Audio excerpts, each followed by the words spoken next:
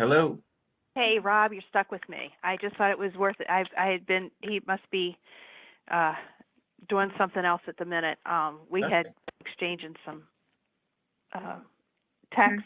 I thought, well, maybe you might be there, but that was 15 minutes ago. Silly me. But at any rate, so That's all right. you just ask me questions and I'll answer them. Okay. So I got a message through Telegram, um, a nice little group of patriots on Telegram who are from Maryland, and we found out that there is an initiative from Delegate Dan Cox. Um, what is he in Westminster? I forgot. Where is he He's from? in Frederick and Carroll counties. He's Yeah, yeah. more in Frederick and a bit of Carroll around Mount Airy. Very good. And he has been openly opposed to lockdowns and mandates under endless executive orders and emergency declarations from Governor Hogan in Maryland since day one. It was like March, and sometime in March when I heard of him. Well, Well, he was questioning these things, but as it went on, it became apparent that there wasn't enough public input in how the the so-called emergencies were being handled, and if in fact we needed the high level of lockdown that Governor Hogan had been issuing his emergency orders to have us all obey. Hmm. And so he's just been representing people who have been wrongfully prosecuted and arrested and that sort of thing. I know some of his clients actually know. And so this is his newest initiative, which I think is very practical, which is HB17, Consent of the Governed Bill.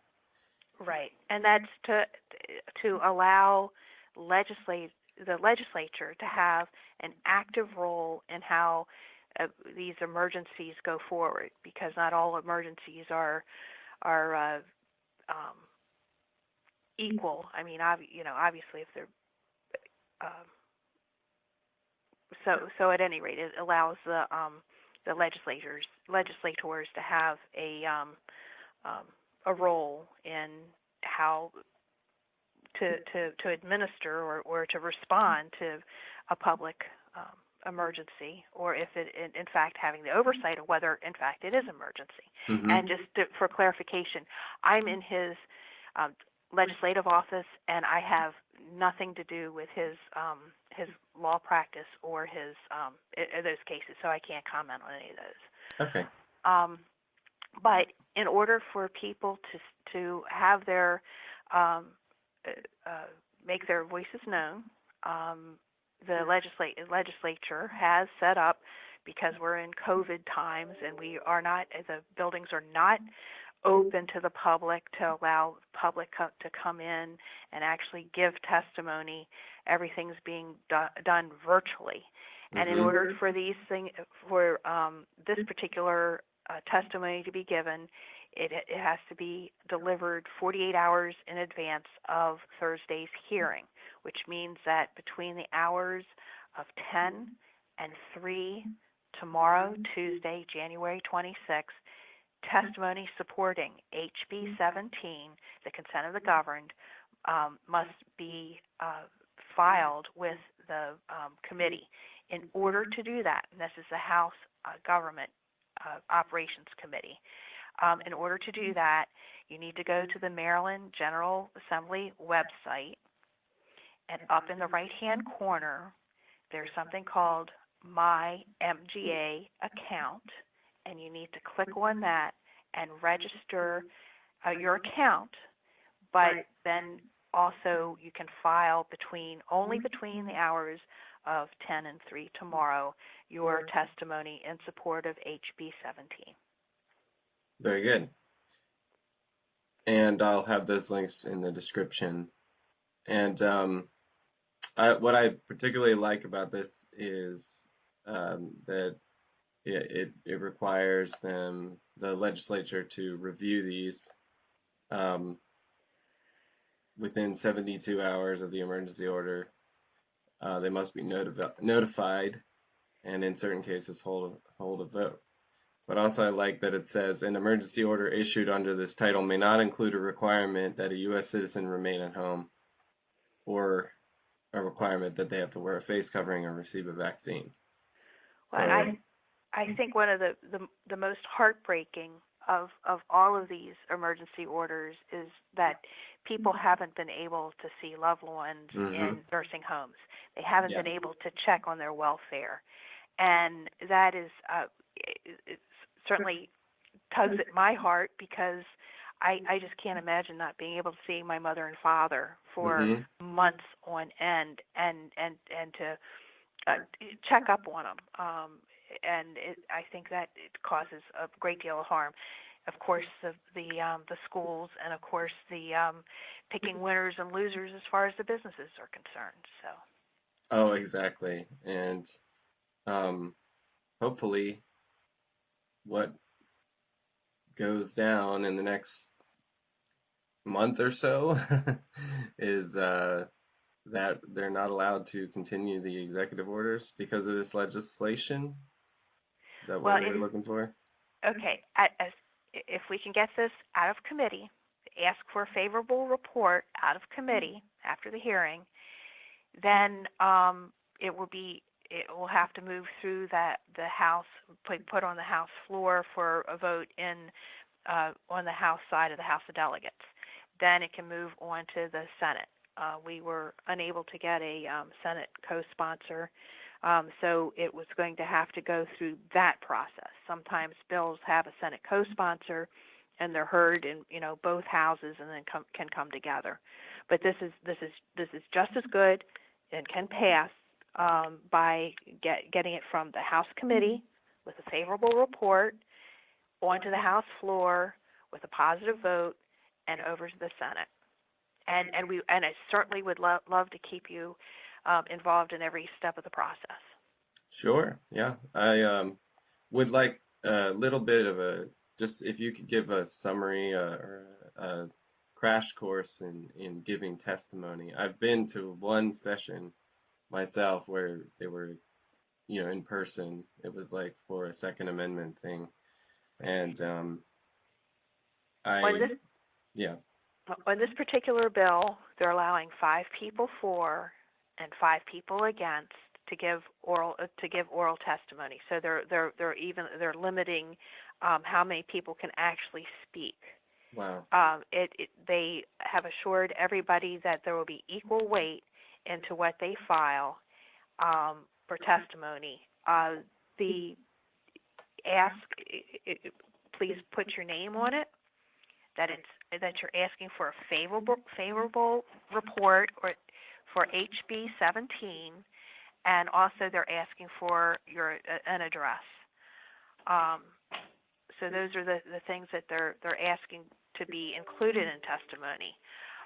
If you would like to also share if you want to share your testimony also with our office, we would appreciate it. But we will also get a copy of it on the from the committee too. Okay. And will you said the best is to send it to this email address, right? The That's best, the most helpful would be if people could set up a My MGA account. okay. But if they're challenged and they can't get it done, please go ahead and send it to the dan.cox@house.state.md.us, Hmm. and that was also in the email that I sent you. Okay. And you all are going to select the 5 testimonies. We are the 5 people. We are able to select some of the stronger testimonies and get with those people to give their oral. Yes. Okay. And it's going to be done. The pro. We don't get to select the con. Okay. So Yeah. I know. I get yeah. that. Yeah. Of course. Um, are it will be done over Zoom, or? That's a good point. There's actually on that same MGA or the Maryland General website, there is a on the red banner, there's something called meetings, and you can come down to the day, which would be the 28th, go to the house, and you will see in the government Health and Government Operations Committee, you will see the Zoom links and the YouTube links and how to watch the hearing. Okay. And the hearing will either be in the batch of bills at 1:30 or the batch of bills at 3:30. We won't know that until the day before. Okay. But correct me if I'm wrong. Did you just say they will let people come and testify in person, or they're going to do it? No, Okay. there's no in-person All testimony. right. So it'll be through a video interface on the website. It would be you can view the hearing on a YouTube link on the website. Right. The people that are participating in the hearing will have a separate Zoom link. Okay, that's what I thought. That would be provided to them, and unfortunately not the whole public. Right. I think it's important to sort of spell out or give people a visual of what or a description of a visual of what they are gonna have to do, because a lot of people just never jump over that last hill of participation in government. Sure. So Well, and this is the first step. Having a good, strong public support of this bill is a good first step, and then there will be at a later date there will be a time when the committee will be voting on the bill in committee. So we'll try to get as much information out to everybody as possible. That's great. And you're Sally, right? I'm Sally Taylor, right? And our office number, you're free to call if anybody has any further questions, is 410-841-3288. Excellent. 410-841-3288. Excellent. And I was able to get in touch with Sally really easily, so I don't know if a lot of people call, if that would be the case, but would you say you encourage people to call, or just? Sure, if you have questions, or if you and particularly if you're having problems with your testimony, sure, please call. Right